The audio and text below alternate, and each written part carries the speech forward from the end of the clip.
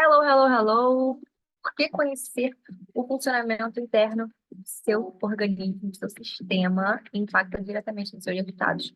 Se você quiser ouvir aí uma resenha sobre Divertidamente 2 e também sobre esse tema, né, do seu funcionamento interno, fica aqui, porque a gente vai falar sobre isso hoje. Então, bora lá. Bom, Divertidamente 2 está super em alta, né? Um filme que é de criança, mas que não é nada de criança, né? E a gente vai hoje discernir um pouquinho aí, destrinchar algumas coisas desse filme para a gente falar, né? E perceber como que esse filme impacta diretamente na nossa vida e a gente às vezes nem se dá conta, né? Dessa obra-prima que é esse filme. E o que que a gente pode aprender, né? De fato, com esse filme, assim. Chega mais. Estou esperando o Álvaro dar uma rodada. E aí a gente troca essa ideia. Vamos lá. Para começar a falar disso, eu separei aqui algumas coisas que eu queria falar. Talvez eu dê alguns spoilers, mas acho que é um mal necessário dar esse spoiler. Mas, bom, começando contextualizando o filme, porque aí eu vou desenrolando sobre por que conhecer o funcionamento do seu corpo, né, do seu sistema interno é importante, porque impacta diretamente nos seus resultados. Então, para começar a gente falar disso, a gente vai falar sobre, né, vou expor aqui um pouco sobre o filme em si, né? O filme, ele é um desenho animado que ele fala lá dos divertidamente, né?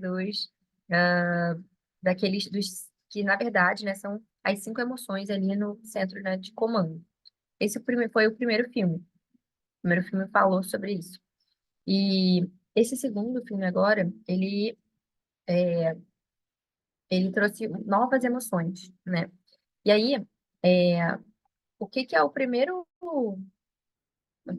coisa, assim, né, que fica desse filme, como contexto, é que é uma criança, o primeiro filme é uma criança, né, que vai crescendo ali, e a gente vai vendo como que tá a mente dessa criança, né, como que são armazenadas as emoções, as memórias e tudo mais. E aí, né? No segundo filme, ela já tá um pouco maior, né? Ela já tá ali com 13 anos, e aí é chegada a hora da puberdade.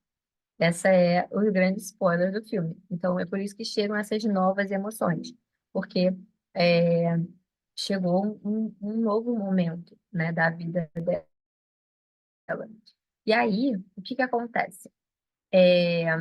Quando a gente, se eu for, né, falar de uma forma geral, o filme mostra e retrata muito bem as questões de neuroplasticidade, de neurociência, de como que a gente armazena as memórias, né? Tem uma frase que é que eu conheci, né, pelo Elton, que fala que histórias são registros, são fatos, na verdade, registrados com percepção emocional. E no filme isso é muito claro, porque as memórias do primeiro filme isso é muito claro, no segundo isso já é dado, né?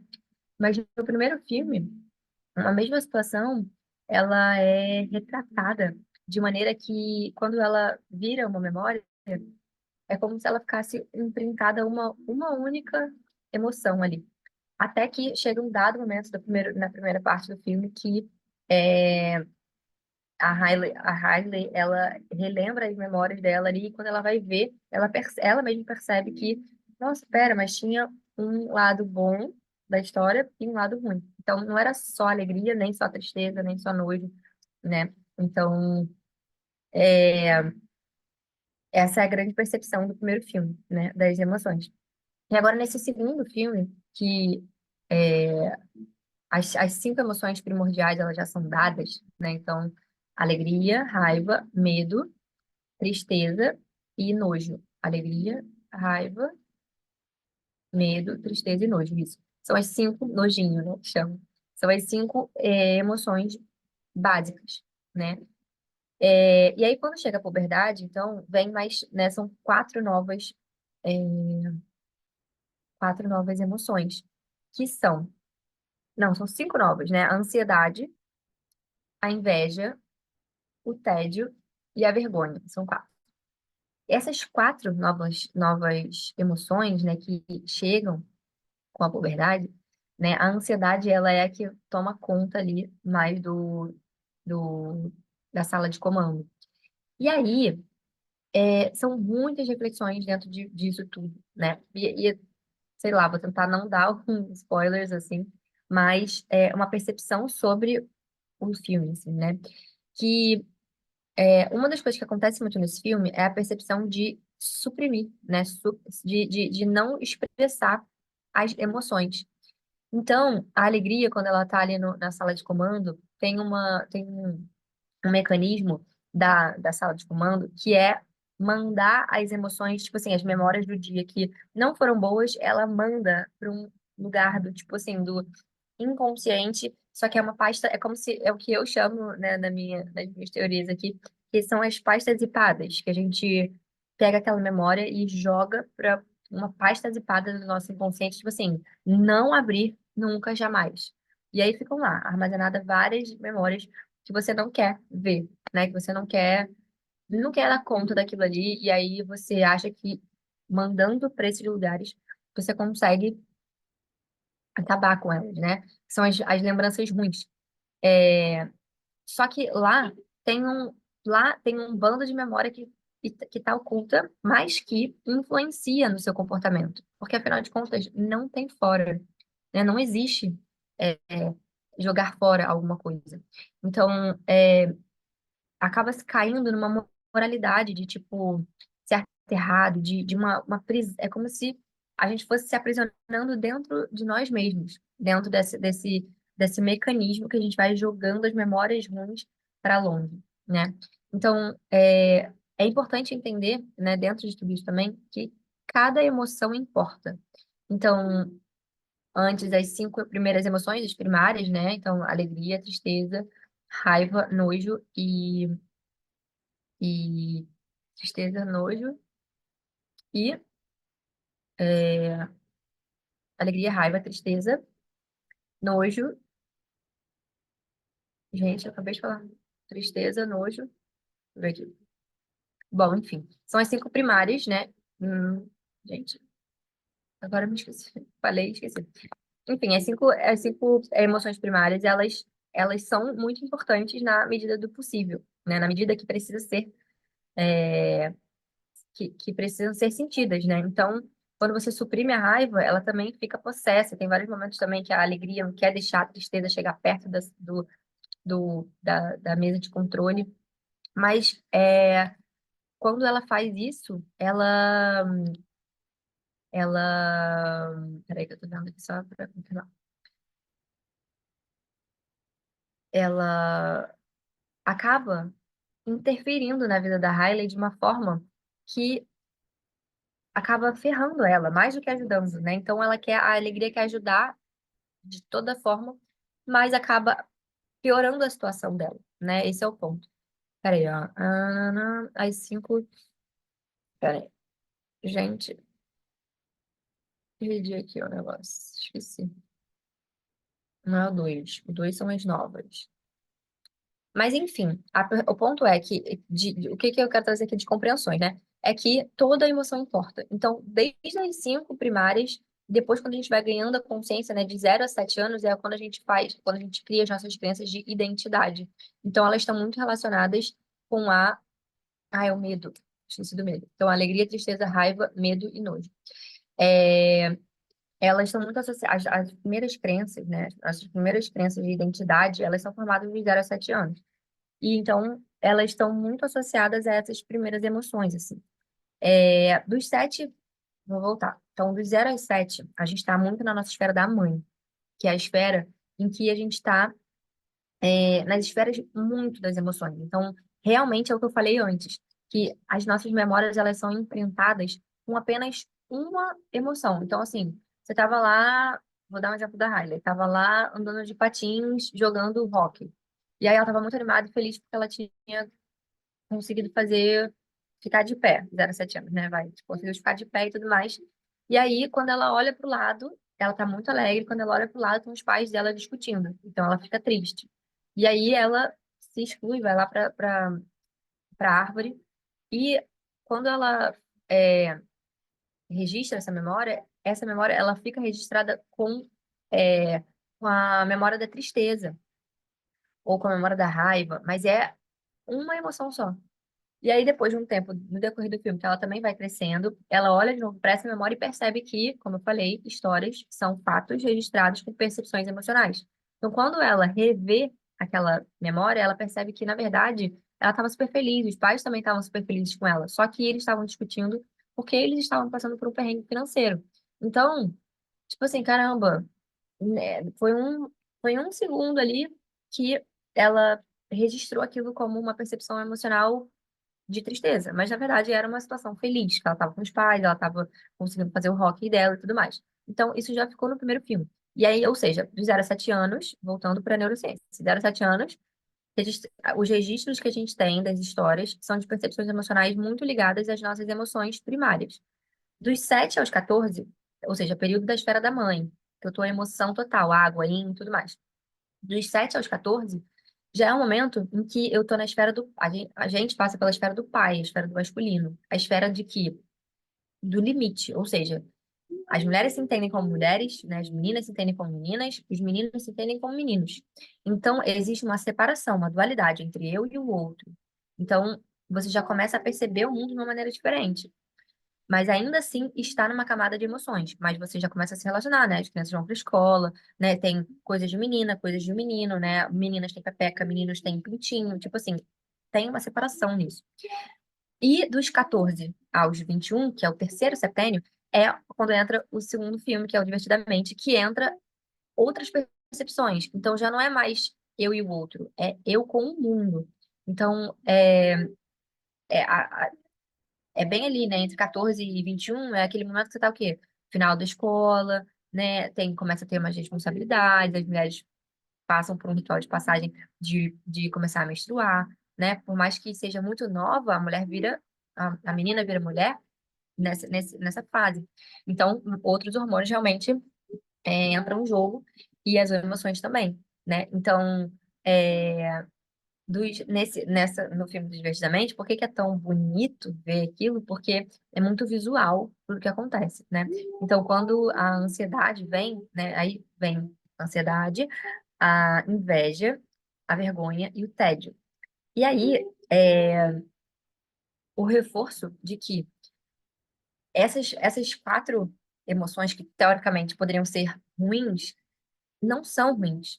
E aí é o ponto, né? Nem as cinco primárias, nem essas quatro depois que a gente está começando a se desenvolver em ser humano, de maneira macro, né, como ser humano, se relacionando com o mundo, elas não são é, desnecessárias. Pelo contrário, todas são úteis, todas importam. Então, é interessante algumas questões assim aí realmente do filme, como uma resenha e como que é relatado e tudo mais, porque, é, por exemplo, a ansiedade ela surta lá, enfim, não quero dar muitos spoilers, mas vocês vão ver, enfim, e tem, né, um surto ali de ansiedade. E só que quando a gente entende que a ansiedade é boa, assim como o estresse, por exemplo, né? O problema não está na ansiedade em si, na emoção ansiedade, nem na emoção ou, tipo, realmente no estresse em si. Porque são essas emoções e tal que fazem com que a gente vá para a vida, sabe? Com que a gente fique em estado de alerta, né? A ansiedade, ela se preocupa com nosso estado de ansiedade, né? Realmente aquele divertidamente ali, que quando entra na sala de controle é para te alertar de alguma coisa, né? Assim como o medo. Só que tudo tem um limite, tudo tem uma função para que não se torne o lado oposto da moeda, né? Então, o problema não é ter ansiedade, não é não se preocupar com o futuro, é se preocupar demais a ponto de que você comece a associar as suas crenças de identidade com as suas crenças de que você só vai ser bom se aí entra o condicionamento. E eu vou explicar um pouco mais disso, mas eu vou terminar sobre as emoções. Então, a ansiedade, ela é boa, né? É o que a gente fica alerta, é o que a gente, tipo, fica, amanhã tem alguma coisa para fazer, então eu tenho que me preparar para isso, tal, parará. Mas tem um limite disso. Tenho que me preparar para e ponto. Não preciso me preparar num nível que eu fico absolutamente pensando nas infinitas possibilidades de dar merda, e isso que tira a gente do estado de presença e da utilidade da ansiedade, assim como o estresse. O estresse também, Ele faz com que a gente, tipo, fique em alerta, em atenção. A grande questão é que a gente evoluiu muito, mas a gente ainda fica em estado de luta ou fuga, ou seja, nosso sistema simpático parasimpático, né? O simpático é aquele o simpático é o que regula, o parasimpático é o que ativa o estado de luta ou fuga. Então, o nosso sistema de alerta, o que acontece é, a gente evoluiu muito, porque a gente não tem um leão correndo atrás da gente, então a gente não tem que ficar com o sistema de parasimpático ligado todo momento, mas a gente sim vive com ele sempre em estresse. Por quê? Muita notificação do celular, é o chefe que você fica atenção para você não perder o emprego, são as 50 milhões de reuniões que você precisa ficar pensando sobre o que você vai falar. Grandes cidades, né? Se você mora no Rio de Janeiro, São Paulo, nas cidades mais violentas, mesmo que você saia de casa e fale, não, eu não me importo com isso, tem um negocinho atrás de você que fica assim, cuidado, fica atento, olha essa rua, olha aquela pessoa, ai caraca, vai perder. Então, esse sistema ele fica ligado a todo momento. Então, por isso que é importante ter o quê? Práticas de regeneração do estresse. E do estresse significa também da ansiedade. Práticas de relaxamento profundo, para que a gente consiga realmente desligar o sistema de luta ou fuga. E aí, yoga, meditação, respiração consciente, práticas de escrita, práticas de flow, práticas de arte lúdicas que te tiram desse estado de luta ou fuga, como se o divertidamente ficasse ali, tipo, a ansiedade ficasse ali na sua sala de controle, tipo, tô aqui, tô aqui, tô aqui, tô aqui, vai dar merda aqui, não, agora vai dar merda ali. Não, ela simplesmente relaxa, né? E ela consegue ficar em paz e só te lembrar do tipo assim, ah, amanhã tem alguma coisa para fazer, beleza, mas eu não fico nesse estado de luta ou fuga. Então, de novo, o estresse e a ansiedade, eles não são ruins. A grande questão é que a gente não regenera, a gente não tem o hábito de regenerar o estresse. E esse é o ponto que a gente precisa cuidar. O ponto de doença é esse. A falta da nossa sociedade de pontos, de momentos de regeneração de estresse. Hoje, uma amiga minha da faculdade me mandou uma mensagem falando: Alice, pelo amor de Deus, tem algum horário nessa semana que você possa me dar uma aula de yoga? Tô precisando muito dar uma acalmada na minha ansiedade. Ou seja, ela já tá vendo aqui essa aula, tá vendo? Já tá vendo essa live. Porque o problema não é estar em ansiedade, é porque tem alguma coisa por trás da ansiedade. E aí é que eu quero entrar em relação ao divertidamente. A Letícia comentou aqui, a ansiedade move a gente na medida certa. Total, Letícia. Tipo assim, a ansiedade faz com que a gente, né, anseie por algo. Ela já quase que vem com a palavra pronta, né? Ansiedade, ansiar por algo, por algum tempo. Tudo que termina com idade, né, é tempo. Então, é ansiar um tempo, ansiar uma coisa. E isso é massa, só que na medida certa. E aí, o que que acontece, por exemplo, no filme? Que quando a ansiedade começa a tomar posse lá do controle, ei, Bia, ei, Tati, ei, Amanda, agora que eu tô vendo vocês aqui. É, quando ela começa a tomar. Vou voltar um pouco, vou ter que dar spoiler do filme, então se vocês não viram, vai ficar aqui spoiler, mas vocês vão, quando vocês virem, vocês vão entender o que eu tô falando. É, A grande coisa é, peraí, construção de autoestima. Tá. O que acontece? Quando chega no começo do filme, começa a alegria lá, tomando conta da cena, tal, não sei o que, tarará, né? O que é muito interessante, inclusive, né? Que é como se. Isso é uma outra coisa também, super sutil, super. Muito sutil. Isso aqui é mensagem, como é que eu posso falar? Leitura subliminar ali dos símbolos. A única emoção que tem brilho próprio é a alegria. Percebam isso. Então, fica aqui esse spoiler também para vocês entenderem a sutileza dos detalhes dos símbolos que passam muitas vezes despercebidos nos filmes e que tem todo um esquema. Então, a alegria, ela é a única que brilha, ela é a única que ela fica brilhandinha, assim. As outras não, as outras são normais, assim. Então, e a alegria meio que ela naturalmente, ela é colocada como a emoção de comando, né? As outras são sempre tipo assim, sai aqui, raiva, ou não sei o quê, ou tá na hora da raiva. Então ela que é meio que a líder da parada, né? O que é muito interessante, porque ela é a que tem brilho próprio e ela que é a líder. Ou seja, o que que isso nos diz? Se a gente deixar a nossa essência liderar, nós somos, por essência, seres alegres, no sentido de, tipo, de ter prazer pela vida. Mas tem um ponto também, porque a alegria dentro desse, esse é só um parêntese de simbolismo, né? Mas dentro do contexto do filme, né, a alegria, ela quer proteger a Riley de ser alegre, de ser feliz, de estar bem. Estar bem. E aí, quando ela faz isso, quando a ansiedade chega e ela começa a querer dominar ali a cena da parada, ela começa a ver o quê?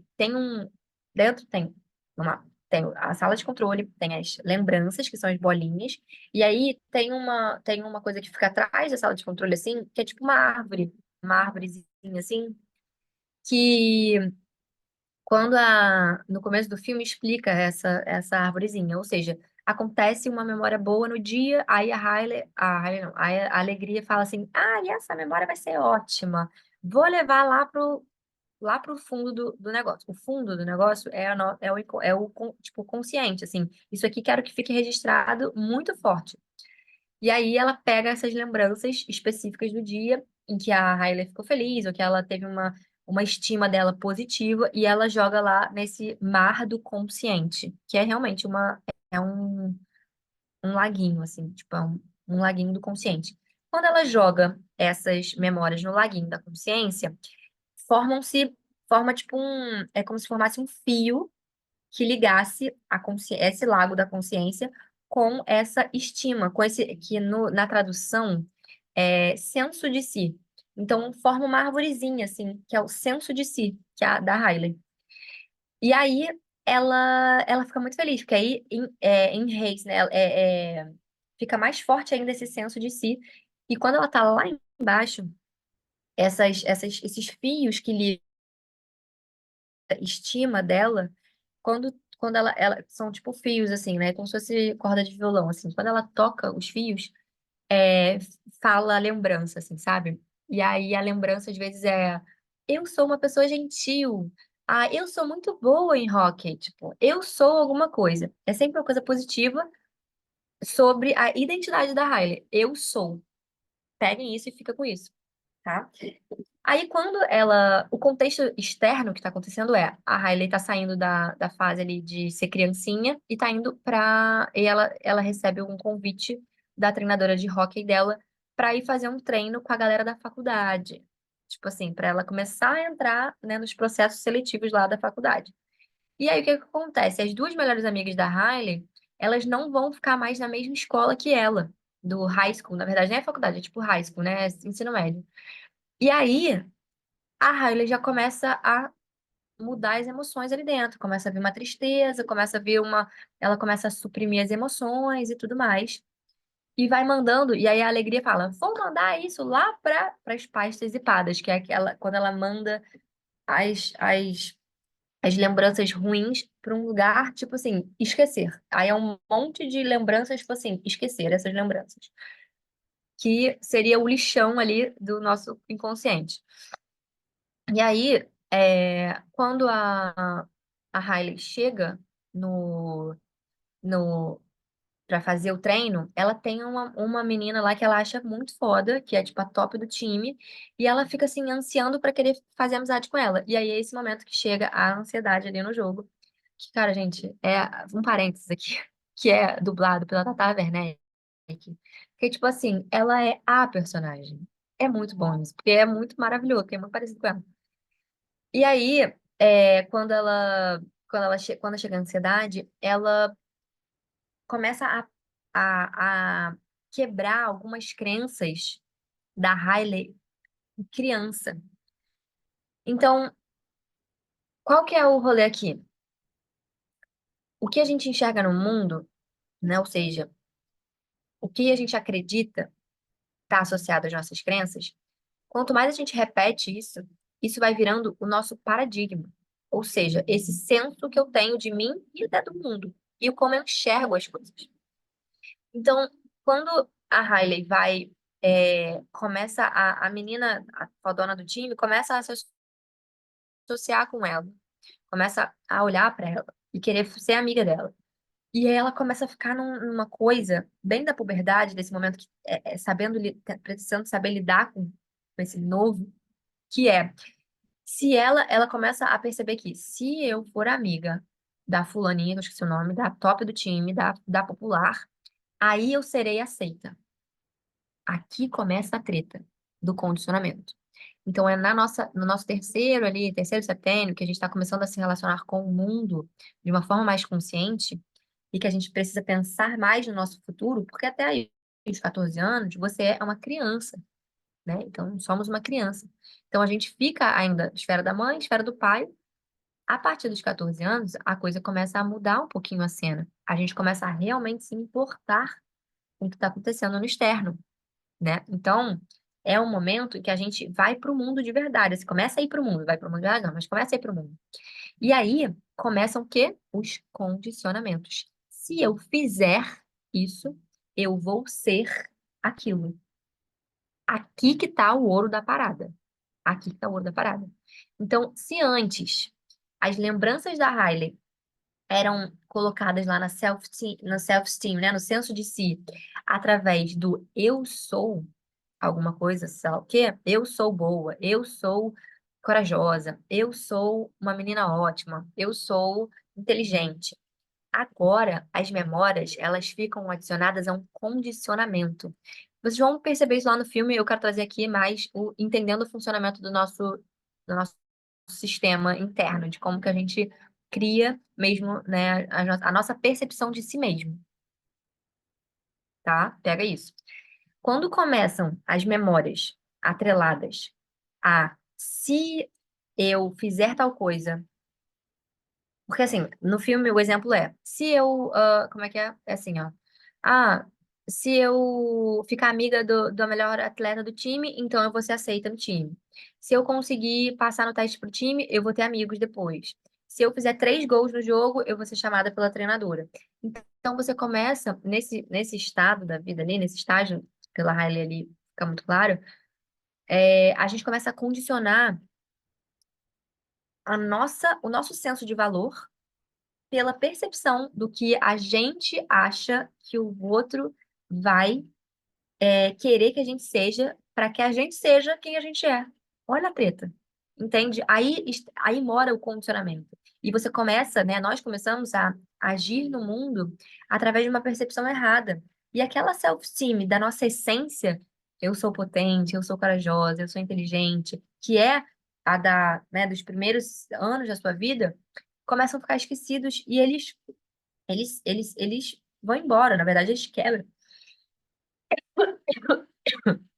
No filme, eita, engasguei.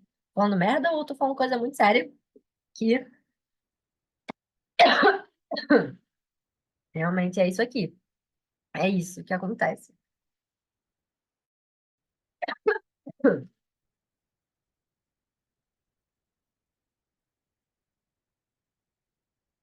Ou seja, voltando, quando a gente perde esse senso de tipo assim, de quem a gente é de verdade, a nossa essência, a gente começa a entrar nesses condicionamentos. E a gente começa a se relacionar com o mundo através desses condicionamentos. E aí, tipo assim, fazendo uma história longa, que, né, tem todo um processo de desenrolo lá no filme, curto, o que que acontece? A ansiedade entra em cena. Porque o que que acontece? Você está querendo sempre agradar uma situação hipotética na sua cabeça. E você começa a criar situações hipotéticas não atreladas à sua crença de valor essencial, mas atrelada à sua crença de condicionamento de capacidade. Então, é só se você for capaz de fazer algo que você é aquilo. Só que não é real. Existe uma pirâmide do nosso indivíduo, né? A pirâmide das crenças do indivíduo. Crenças de identidade são a base da nossa crença enquanto indivíduo. Crenças de identidade. Eu sou bonita, eu sou capaz, eu sou inteligente, eu sou criativa, eu sou comunicativa, tá aqui. Crenças de capacidade é eu sei fazer tal coisa, eu faço muito bem, eu faço escrita muito bem, eu faço esporte muito bem, eu sou boa em tal coisa, tipo assim, mas a crença de fazer coisas. E a última crença aqui no topo da pirâmide do indivíduo são as crenças de merecimento. Então, eu mereço ser próspero, eu mereço ser abundante, eu mereço amor, eu mereço ser bem-sucedida, eu mereço passar em tal lugar. Então, perceba que essa pirâmide é assim. Só que o que acontece? Isso aqui é ser, fazer e ter. Então, crenças de merecimento é sobre o que você acredita ser capaz de ter. O que acontece hoje em dia é que a gente está com essa pirâmide invertida. Então, pouca crença de identidade de ser, mesmo de quem somos, e muita crença de identidade, de merecimento de ter. Então, as pessoas querem ter para poderem ser. E aí, essa é a inversão de valores. Então, quando a gente está falando de condicionamento, e principalmente ali no Divertidamente, é muito claro que a Hailey fica nessa ansiedade louca que dá uma crise nela, porque ela começa a achar que ela só vai ser amada, ser reconhecida, ser capaz se ela fizer alguma coisa específica, do tipo ser amiga de fulano de tal. Nossa, só vou ser amada, reconhecida e vista se eu for a foda do time. Eu só vou ter amigos se eu estiver fazendo parte desse grupinho aqui de pessoas. E aí, a virada de chave total é quando, aí dentro dela lá, né, a alegria, ela tem uma brilhante ideia de explodir, botar uma bomba lá no negócio das memórias que estão lá no inconsciente. E o que acontece? Uma avalanche dessas ideias, dessas memórias suprimidas, elas vão para o nível do mar da consciência. Então, elas afloram para a consciência.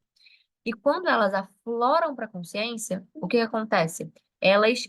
Brota delas aquele fiozinho que leva para o senso de si. E aí, qual que é o plot twist disso tudo? E é a percepção que eu quero trazer aqui de por que que é importante você entender seu funcionamento interno.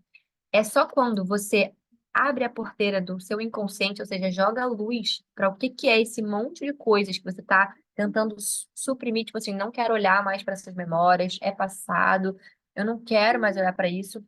Mesmo que sejam memórias de dor, memórias de frustração, memórias de coisas muito dolorosas, mas elas estão atuando na sua vida hoje, mesmo que, e ainda que você acredite que elas não estão fazendo efeito na sua vida.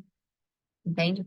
Então, quando a gente está falando disso, de abrir o mar do inconsciente e trazer as memórias para o consciente, é trazer luz. Porque é nesse momento que aí no filme isso se dá, é no momento em que a Riley percebe essa literalmente essa enxurrada de consciência que vem à tona, ela percebe que, caramba, ela tava desconectada da essência dela. E isso que estava trazendo tanta ansiedade para ela, tanta necessidade de controle, tanta necessidade de eu preciso fazer isso aqui porque só assim eu vou ser boa. E ela estava projetando numa imagem irreal de achar que só nessa projeção de quem ela poderia ser ou deveria ser é que ela era aceita e que ela merecia aquilo, ou que ela era boa o suficiente. Então, o resumo geral disso aqui é olhar, é perceber que a gente precisa olhar e deixar e botar luz, né? E como eu falo aqui, é fuxicar lá no seu sistema default, suas pastas que estão zipadas. Olhar o que está lá nessa pasta zipada. Quais são as memórias que estão lá? Quais são as histórias que estão lá? Porque quando a gente olha de novo para histórias que a gente achou que a gente precisava abafar, é nesse instante que a gente olha para essas memórias e integra tudo que a gente é que a gente fica com o self-esteem, ou seja, com o senso de si mesmo forte. Porque não há nada mais belo do que integrar todas as suas partes. Não há nada mais forte e profundo de você integrar luz, sombra, porque é óbvio que a nosso self-esteem, nosso senso de nós mesmos, não vai ter só coisas bonitas, coisas belas. Não vai ter só alegria e vai ter. Não. Vai ter inveja, vai ter ansiedade, vai ter medo, vai ter tristeza, vai ter raiva, vai ter nojo, vai ter vergonha. Vão ter todas essas emoções em combinatividade. E isso faz quem nós somos. E isso não é ruim. E esse é o ponto. Não é ruim. E a alegria lá no tal do Divertidamente, ela compreende isso na prática. Porque ela estava tentando ajudar a Riley, ela estava tentando proteger a Riley. Mas ela percebe que na tentativa de proteção da Riley, para manter tudo lindo, tudo alegre, ela quebrou a Riley. E aí, foi só no momento que ela desistiu de deixar tudo lindo e perfeito, é que ela teve a virada de chave. Assim como a ansiedade. Exatamente no mesmo eixo, do lado oposto, a ansiedade também estava tentando proteger a Riley. E só no momento que ela abriu mão do controle e falou: realmente, surtei aqui, estou muito acelerada. Foi que ela conseguiu também perceber que estava tudo bem ela não estar no controle de tudo, saber exatamente tudo como ia acontecer, porque sim, tinham coisas muito positivas na identidade da Riley, em quem ela era, em essência. E foi quando a vulnerabilidade disso tudo entrou em jogo é que mudou toda a cena. E aí a Riley conseguiu, por exemplo, sair da crise de ansiedade, foi lá, fez o jogo dela, venceu, nananã, foi reconhecida, foi amada, foi vista. Então, a gente se pede de nós mesmos para tentar suprir essas experiências ruins, porque é uma forma da gente se proteger e da gente conseguir e sobreviver mesmo em algum nível, né? Mas tem algum momento da sua vida que, se não é no agora, em algum momento ele vai chegar, que você vai precisar olhar para isso. Vai precisar olhar para isso. Porque ou você tá se machucando, ou você tá machucando outra pessoa, ou as duas coisas juntas, porque por acaso a gente está aqui nessa dualidade em que a gente se relaciona com o outro para cada vez mais se relacionar mais com nós mesmos. Então, a gente está na dualidade para voltar para a unidade. Só que para voltar para a unidade, a gente precisa se relacionar com o outro. E precisa ser de um lugar sincero interno. Então, quanto mais você entende como funciona, né, o funcionamento dessas crenças, tem crenças que, até meu amigo me perguntou no meio do filme, falou assim, mas como que as crenças são criadas? Né? Como que a nossa percepção de nós mesmos, ou as crenças, o que que a gente acredita, o paradigma que a gente acredita viver, né, poder viver, como é que é criado? Duas formas de você criar uma crença, ou seja, você pode mudar um hábito, mudar uma crença também dessa mesma forma, que é repetição. Todo dia eu faço uma coisa, bum, bum, bum, e isso faz com que eu, de forma repetida, eu consiga fazer essa neuroplasticidade dessa crença. Segunda coisa é forte impacto emocional. Então, com forte impacto emocional, eu também crio uma crença nova. Então, às vezes, foi uma falência que aconteceu na sua vida, foi um abuso, foi um assalto, foi uma briga estrondosa, ou falei coisa ruim, né? Só falei coisa bad. Mas isso pode ter te criado crenças ali negativas, negativas, sobre aquilo, ou da mesma forma, forte impacto emocional positivo, tipo assim, seu casamento, o nascimento do seu filho, você passando numa faculdade que você sempre quis, ou você fazendo ali uma prova e se bem-sucedendo, você se desafiando em alguma coisa, tipo uma prova, sei lá, de corrida, de triatlon, de seja lá o esporte que for, e você, putz, ganhando a parada e conseguindo ir bem, forte impacto emocional. Isso também cria registro. Então, isso também é uma forma que a gente registra isso na nossa mente. E aí no filme isso fica claro em vários momentos, sabe? Tipo, visualmente muito claro como que isso se dá. E da mesma forma, repetição. Então, quando a gente fala de, por exemplo, né, o TCC, né, a teoria cognitivo comportamental, que fala de você praticar aquela coisa, né, até se tornar, né, finge até ser, porque é por isso, porque também é uma prática é um sadhana. No yoga a gente chama de sadhana, que é essa prática constante e abnegada. Ou seja, faça até que isso se torne o que é. Então, talvez seja aí porque você já é. Só que você precisa fazer esse caminho neural mesmo de registro dessa crença, né? E até mesmo, sei lá, PNL e tudo mais, né? Coisas de afirmações positivas e tudo mais, é esse caminho aí neural de repetição. Então, são esses dois formatos de a gente criar, né, de como que a gente registra as nossas crenças, forte impacto emocional e repetição. Então, da mesma forma que a gente cria, a gente pode conscientemente criá-las, né? Então, da mesma forma que a gente cria de forma inconsciente, a gente pode conscientemente criar dessa forma novos hábitos, novas formas de se ver.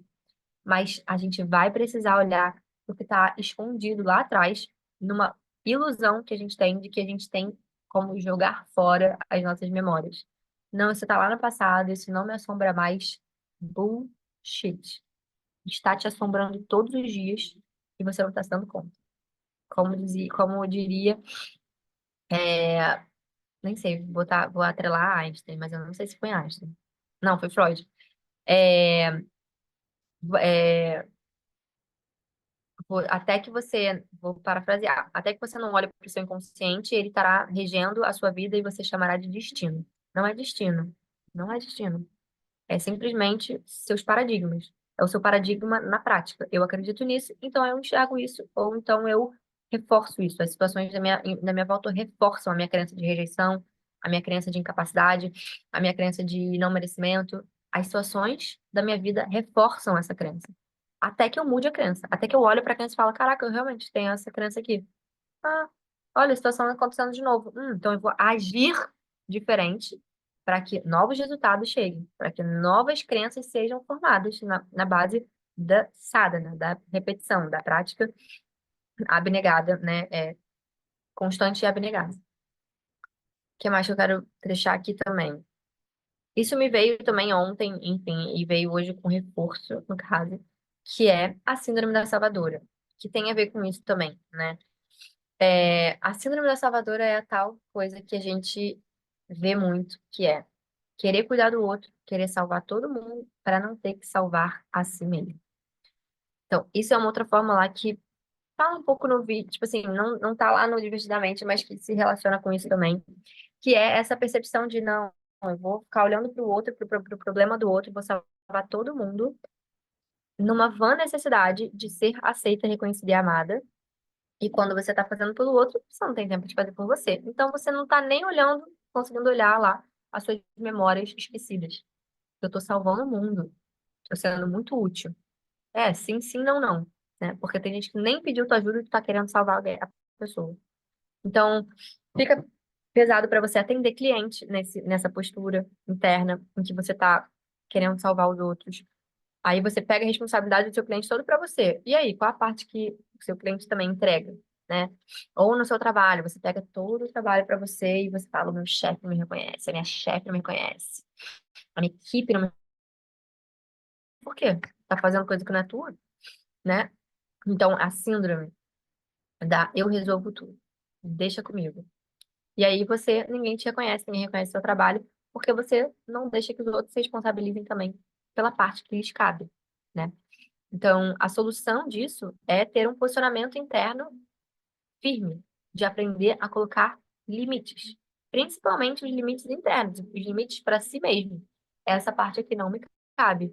E eu vou precisar sustentar, desagradar algumas pessoas, porque é isso que você vai descondicionando essa pessoa que você criou, né? Essa armadura que você criou, de quem você é, né? Essa percepção de si que você tem. Então, você não é a pessoa que precisa salvar todo mundo. Não é, nem precisa ser. E isso não te faz ser uma pessoa melhor, salvar a todos. Até porque ninguém vem te salvar. Então, se você não se salvar e você achar que você vai ficar salvando os outros na vã tentativa de que eles venham te salvar, eles não vêm. Ninguém vem te salvar. Responsabilidade sua se salvar. Você vai ter direcionamento, você pode ter apoio, você pode ter ajuda em algum nível, mas te salvar mesmo, fazer por você, ninguém. E aí você vai tentando fazer por outra pessoa, achando que isso vai voltar em algum nível. Mas não vai, não. Até porque quando você faz isso de um lugar interno querendo isso não é generosidade, isso não tipo, realmente uma ajuda verdadeira, né? É, na verdade, um pedido de socorro. E aí, esse que é o ponto de olhar para essas memórias ali lá atrás, para entender, cara, tem alguma coisa oculta que eu não estou vendo, que está me gerando resultados que estão incongruentes com o que eu gostaria. Tem alguma coisa esquisita aqui. Então, é nesse lugar que precisa olhar para essas memórias lá do passado. Porque quando você ficar cara a cara com esse mundaréu de coisas que você deixou em pastas zipadas lá no seu inconsciente, isso pode te assustar. Só que se você, com amorosidade, percebe, cara, isso tudo sou eu. Isso tudo faz parte da minha história. Isso tudo é ferramenta para eu servir ainda mais as pessoas.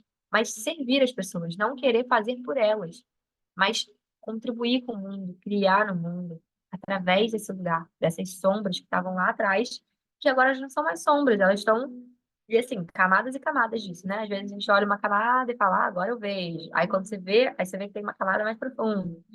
né? A gente é muito complexo, é muito mais complexo que eu estou aqui trazendo, né? Como um simbolismo também do Divertidamente. É, mas quanto mais a gente, e aí essa era a terceira coisa que eu queria deixar aqui, que é quanto mais a gente se conhece num nível muito peculiar e individual, num nível assim de entender que existe uma criança dentro de você que quer a sua atenção, só que você já é adulta, então você precisa de uma postura adulta perante a vida. E você começa a saber negociar com essa criança e falar, olha, eu te vejo agora. Só que agora a gente vai precisar sentar para trabalhar. Agora a gente vai precisar sentar para fazer uma live. Agora a gente vai sentar para fazer um processo aqui, para eu ter alguém, contratar alguém. Ou agora é hora de a gente fazer um relatório. Agora eu não vou poder te dar atenção. E pode ser que você tenha vivido isso várias vezes na sua vida, mas eu tô te vendo, eu tô aqui. O que que a gente pode fazer agora?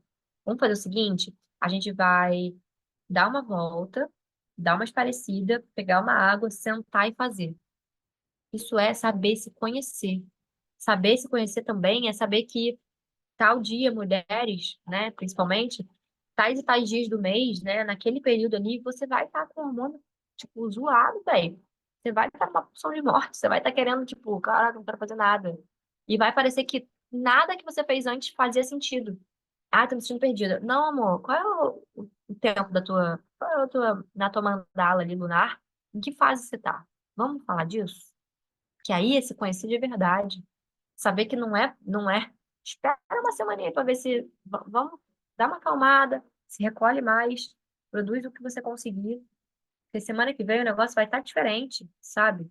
Então, é, é saber se conhecer nesses níveis, porque é isso que vai fazer você realmente ter resultados diferentes. Porque você vai oscilar altos e baixos, mas você ter a consistência de saber quem você é. Sem que ninguém te fale, por isso que ninguém vem te salvar. Porque não tem ninguém que possa te conhecer melhor do que você mesmo. Ninguém teve na sua pele, nos perrengues que você passou. Ninguém. Nem as pessoas com as quais você pode ter passado o perrengue. Porque cada um vai ter a sua lente, vai ter seu paradigma, vai enxergar aquela situação de uma forma e vai ter registrado aquela memória, aquela história, percepção emocional, sabe? Então, é, dando o exemplo que eu dei da Hailey lá, né, do Divertidamente, que associou lá o dia da patinação do gelo com tristeza. Pode ser que o pai dela tenha associado aquela mesma história com angústia, com ansiedade, porque ele estava na merda financeiramente. Só que a Hailey, de 7 anos, não sabia, sabe? Então, é, é importante a gente saber nesses pormenores. Sou eu,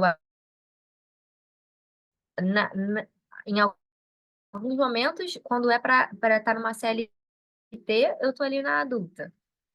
Aí eu faço para os outros. Ou quando eu tô fazendo para os outros, é muito fácil fazer. Aí quando você vai fazer para você, quem que toma a frente? A criança. Aí, ah, não, depois eu faço. Ah, não. Para os outros é mais fácil fazer, né? Porque quando é para você, você vai precisar sair da sua zona de conforto. Você vai precisar fazer, mesmo sem a motivação de fazer, porque existe um significado daquela meta, daquele objetivo, daquilo que você está fazendo. Nesse sentido, faz total diferença conhecer seus limites. É um exercício de prática diária. Prática diária é tipo escovar o dente. Perfeito, Letícia. E saber os seus limites também é isso, né? Também é saber, saber assim, ter esse discernimento fino. Por isso que essa prática diária é um discernimento fino. Eu falo isso direto para as meninas na meio. É discernimento fino de entender se você está indo pelo seu entusiasmo e a necessidade de um prazer, porque você, por exemplo, é geradora, porque você precisa dessa energia e esse é o teu potencial, ir para onde está te gerando entusiasmo, ou se é a sua criança birrenta que não quer fazer, porque isso não está me gerando entusiasmo. Não, é porque você está fugindo da dor que aquilo ali vai te gerar, porque aquilo ali é o adulto que precisa fazer, não é a criança. Então é isso aí, é um discernimento fino, é um ajuste fino de entender o seu limite sobre uma coisa e sobre a outra, né? Sobre quando que eu não quero fazer, por exemplo, dando um exemplo prático também, né? Sei lá, um dia que eu não quero ir fazer um treino de corrida, porque eu realmente tenho um limite do meu corpo que não vou passar, porque senão eu vou me machucar, ou se não é só um tipo, ai, Carol, eu não queria ir, não. Ai, eu já não tô muito afim de correr, não. E aí, nesse momento, eu preciso ir de verdade. Nesse momento, eu preciso ir pra expandir esse limite e falar, quem manda aqui sou eu, adulta. Minha mente aqui, ó, cavalos selvagens. Nossa mente são como cavalos selvagens. Se a gente não mantém na rédea curta, quando a gente vê, tá galopando, a gente não tá sabendo nem para onde está indo. Então, sai da dieta, sai dos treinos, aí começa a se desviar no seu propósito, no que você quer construir na sua vida, começa a mudar o princípio e fala, que isso? Epa, epa, epa, epa, epa, quem manda que sou eu. Aqui, ó, com mente firme, focada. Mas tem um discernimento, ainda na mente firme e focada, tem um discernimento interno de limites, de percepção de quem está tomando a frente, é meu adulto ou é minha criança? Porque a criança, muitas vezes, ela tá lá, ela tá nesse monte de memórias que estão zipadas e tá lá, num cantinho chorando, e você nunca quer olhar para ela, você nunca nem quer olhar para ela. Mas ela tá influenciando de forma oculta nos seus resultados, no seu corpo, nos seus relacionamentos amorosos, no seu desempenho no trabalho, né? Se você tem um negócio, nos resultados do seu negócio, nas pessoas que você atrai, se você tem um negócio também. Então, quem são as pessoas que você está atraindo como cliente? Olha para essas pessoas, porque elas são projeções de algo que você não está enxergando em si mesmo.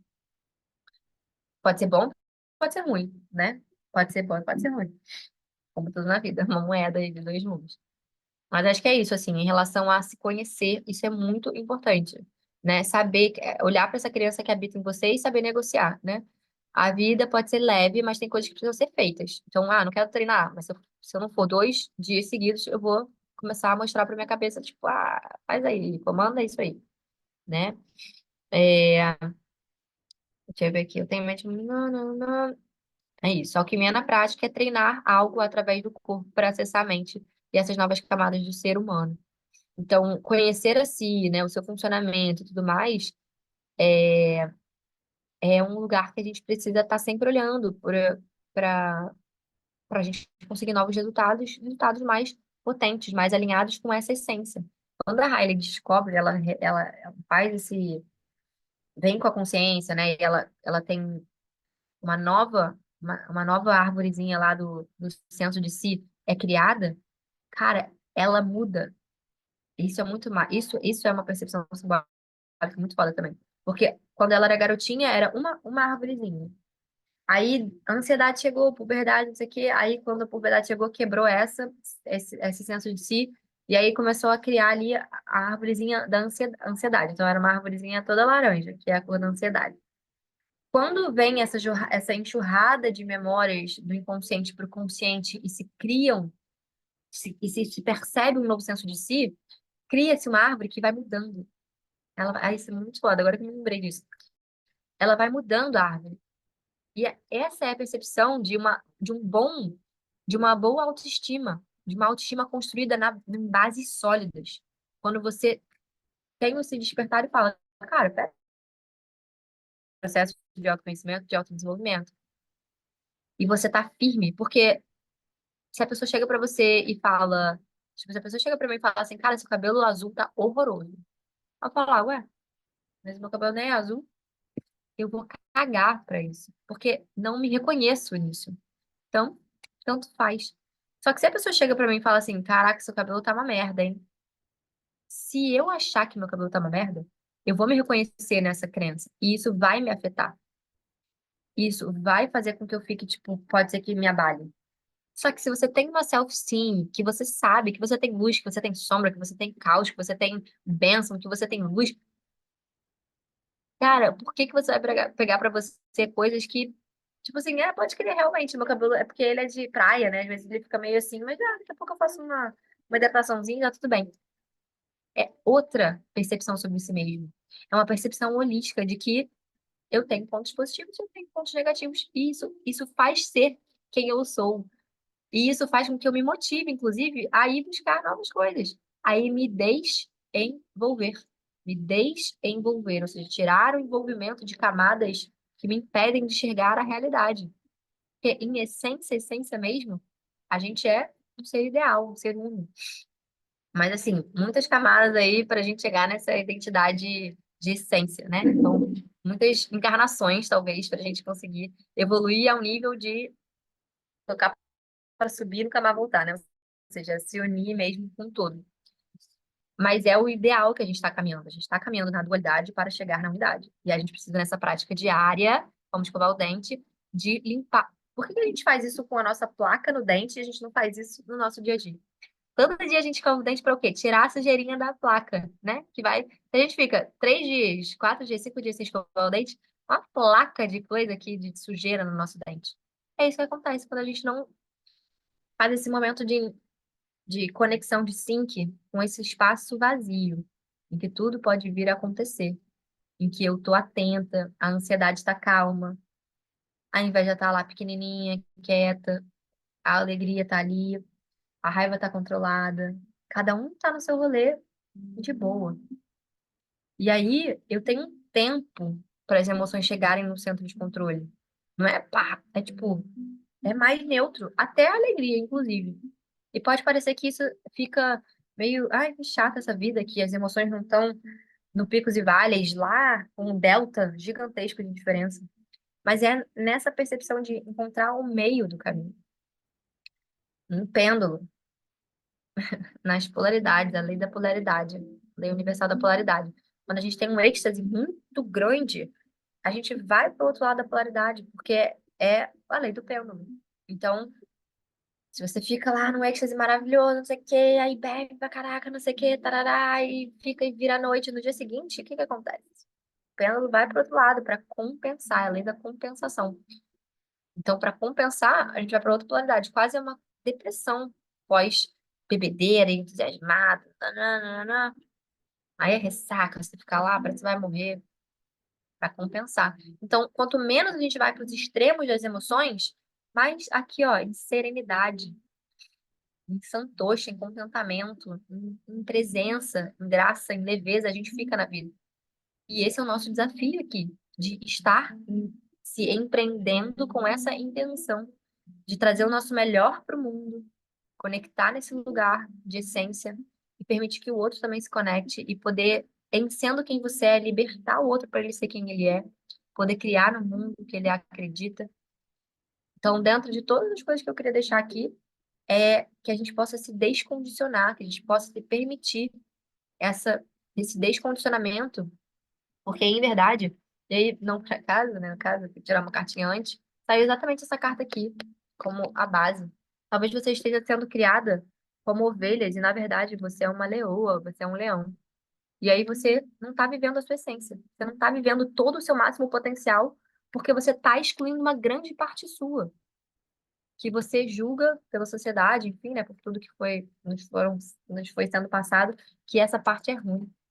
Só que é só no momento em que você realmente consegue chorar, ou seja, tipo assim, entrar em contato com essas emoções, é que você consegue libertar essas mágoas, as mágoas. Ou seja, sair dessa projeção de que você vai vir a ser algo, né? Ai, preciso ser aquilo, aquilo é o ideal, e aí só isso é bom. Não, você é boa. Do jeito que você é, mas precisa estar conectado com isso sem suprimir as suas emoções. Veio raiva, sente a raiva, mas você não precisa. Como que você vai sentir a raiva? Esse é o ponto também. Não é para você suprir a raiva, é para sentir a raiva, mas não de forma agressiva. A raiva ela pode ser positiva. A ansiedade ela pode ser positiva, a inveja ela pode ser positiva. Todas as emoções são úteis. O mais engraçado disso é que a inveja, ela é piquititita. Tipo assim, é muito engraçado isso, é muito simbólico também. A raiva é muito pequenininha, ela fica, tipo, na coisinha do controle ali, na mesa de controle. Ela é toda pequenininha assim. Só que ela é positiva no nível certo e com o olhar certo pra ela. Cara, se eu tô sentindo inveja de alguma coisa que tá acontecendo, tem algo em mim que gostaria de estar vivendo aquilo. E por que eu não tô vivendo? O banquete está servido. Por que que tem pessoas que conseguem se servir do banquete de Deus, tem pessoas que não? Sem entrar em méritos sociais. Porque o banquete está servido para todo mundo. Todo mundo. Por mais desafiador que isso possa parecer. Então, a inveja ela é positiva também. Assim como a vergonha. Existe um senso de vergonha que a gente precisa ficar, se a gente está com vergonha, a gente olha para isso com positividade, a gente fala, cara, por que eu tô sentindo vergonha? O que que daqui eu quero me esconder? Por que que quando eu me expresso tem algo em mim que quer segurar, sabe? É positiva também, ela pode ser útil também. assim como o tédio. Porque o tédio, o mais engraçado do tédio é que ele é o tecnológico. Ele tem uma central de controle no celular. Então é quase que a nossa partezinha aqui, tipo, como que eu posso fazer menos esforço para isso aqui acontecer? Quarta lei espiritual do sucesso, a lei do mínimo esforço. Existe um fluxo em que quando a gente conecta com ele, a gente faz menos esforço para existir, para ser, para criar, para conquistar. Que, que fluxo é esse? Então é quase que esse tédio que existe aí da nossa emoção interna de tem algo que eu posso fazer com mais facilidade, para eu sentir, para eu tirar, gastar menos energia. Então ele também é positivo, né? A inveja é pequena e o medo grandão. Achei o máximo, sim. Exatamente. A vergonha gigantesca, o maior medão. Não. É muito bom isso. Então, é, de novo, e aí dentro disso também a felicidade, né? A alegria é um que tem a luz própria. Também dentro desse contexto. E várias vezes é engraçado, porque várias vezes a alegria pensa em desistir, né? Alguns momentos ela fala, tá, eu vou desistir. E aí todos os outros que ficavam, porra, alegria, você tá falando merda, isso, aqui, blá, blá, tá levando a gente de novo pra pinóia, não sei o que, sei lá. Tem uma hora que ela desiste, mas ela fala, cara, tá, não quero mais. E é no momento de surrender, de entrega, é que o jogo vira. Não é que ela desiste, ela se entrega. Ela para de querer controlar como aquilo vai acontecer. E ela surrender. E aí, nesse relaxamento dela, é que a solução vem. E aí ela faz todo o rolê, né? Virar o jogo lá. E ela acessar a sala de comando de novo. E aí o filme segue. E ela consegue ajudar, né? A ansiedade, perceber que ela estava também tentando controlar a coisa. Então, é muito bonito. Entender as regras do jogo faz com que fique mais fácil jogá-lo. Porque não quer dizer que o jogo tá ganho, nem quer dizer que o jogo não vai ser jogado, não vai ser árduo.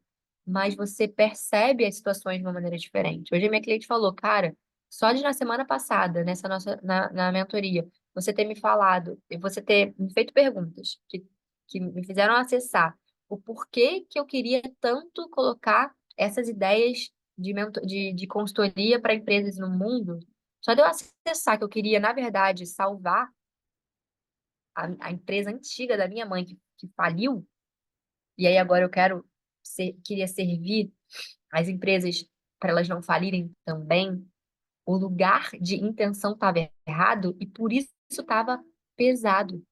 E só de eu ter acessado isso, ter tido clareza, ou seja, joguei luz, veio para o mar da consciência, tudo mudou. Tudo mudou. Eu fiquei mais entusiasmada para as minhas próprias ideias. Eu entendi por que eu estava fugindo de colocar a energia nos meus projetos, nas ideias que eu quero trazer para o mundo, do meu negócio. Então, é na tomada de consciência que tudo, como se a gente desfizesse um fio, pegasse o fio, a gente vai desatando alguns nós que estão impedindo a gente de prosperar, de seguir, de ir para o fluxo. Então, vou deixar até aqui um convite, né? Se você hoje quiser fazer uma sessão clareza comigo, eu abro algumas vagas e ainda tem para esse mês. A gente está entrando na última semana, né? Ainda tenho para essa última semana. Eu acho que tem uma vaga, se não me engano. Acho que tem uma vaga na sexta-feira. Mas pronto, se você quiser, se não for para agora, no mês que vem também, na primeira semana, eu consigo agendar uma sessão clareza em que você vai olhar para sua história, olhar para o que te impede de construir o negócio que você quer, de colocar a ideia que você quer no papel. Às vezes você não sabe o como, mas muitas vezes não é só o como, é o que está por trás, é o que está oculto. Às vezes existe uma crença de incapacidade, às vezes existe uma crença de não merecimento. Não, não posso prosperar nisso aqui, porque é prazeroso para mim, eu gosto, e minha família sofreu pra caramba para conseguir tudo que tem. Então, quem sou eu para poder ter prazer nisso e prosperar muito, ser muito bem-sucedida na minha carreira ou no meu negócio? Então, são chavinhas que viram e aí você acessa um outro portal de consciência e tudo muda. Assim como foi com a Miley, com a Riley lá, que ela acessou isso, acessou essas consciências e ela transformou a percepção dela ali na ansiedade da parada. De caramba, pera, então eu tenho que olhar para isso aqui. Ah, então é para cá que eu tenho que olhar. Não é eu ficar tentando controlar tudo. E que aqui aí vai dar BO. Mas é isso, se descondicionem. O recado final é esse. Se permita se descondicionar, olhar pro que está lá escondido, porque a vida quer que você prospere. Deus te fez para isso. Te fez para você prosperar. Te fez para você contribuir com o seu melhor para o mundo, com seus dons e talentos. Parábola dos talentos. O que que você está fazendo com seus dons e talentos? Você está usando ele realmente a favor e a serviço do mundo de uma forma potente em que você também está se beneficiando disso? É ganha-ganha. Está próspero, está abundante, está acessando mais pessoas, está caminhando para a vida, para o mais. A cada mês que passa, você sente que você está prosperando mais em vários níveis, não só necessariamente financeiramente, mas você está crescendo, você está recebendo mais gente, você está caminhando, sem ficar pegada, não, porque fulano saiu, aí eu vou ter que ficar. Não, abundância, prosperidade, não escassez. Escassez é contra a vida. É bloquear as emoções é contra-intuitivo, é contra a vida. Então, é expansão, expandir, a gente está sempre em expansão, a natureza está sempre expandindo. Então, deixo aqui essa percepção. Você está aí expandindo a sua percepção e a sua consciência. É isso. Hoje a gente fica por aqui. Me deixa saber se você ficou até o final. Deixa lá nos comentários depois que vai ficar salvo. Então, se você viu até aqui, até o final, me deixa saber o que que ficou para você hoje, qual foi o maior insight.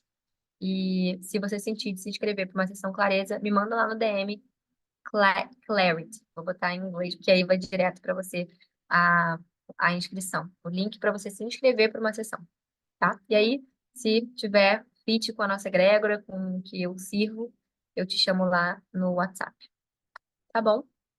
É isso. Entenda seu funcionamento interno e vá servir o mundo com muito propósito e intencionalidade. Tamo junto e só vai.